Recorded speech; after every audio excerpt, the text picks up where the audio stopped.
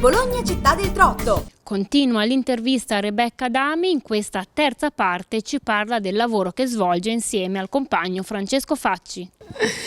Io ho un bel carattere, lo tengo sempre, facciamo perché ogni tanto anche lui si scoraggia, dice andiamo, facciamo, attacchiamo, muoviamoci. Allora dice va bene, dai, si fa.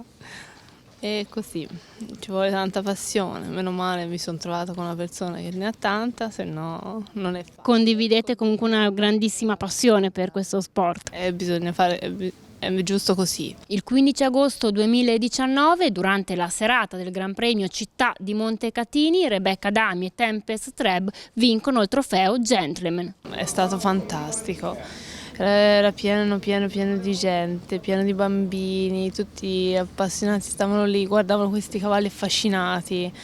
Quindi anche a me, quando sono entrata in pista, proprio quel sogno di avere un'ippica così tutti i giorni, portare la gente a avere passione, fargli capire che il cavallo non è soltanto come ci disprezzano su frustate, cose. Cioè, il cavallo è passione, è lavoro, è qualcosa di fantastico. Con Tempest Treb hai vinto? Ho vinto con Tempest Treb, un cavallo che io ci ho vinto diverse corse.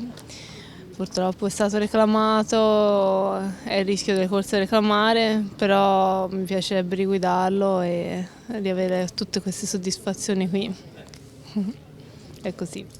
I tuoi obiettivi futuri? Obiettivi futuri, si sa, uno punta sempre, cerca sempre di far bene sia nel guidare che con i risultati dei cavalli, però già se i miei cavalli mi danno queste soddisfazioni qui, se alle volte guido non rendo tanto, mi sto tranquilla, diciamo vado avanti. Se poi tutte le cose non si combinano, allora mi agito, mi innervosisco.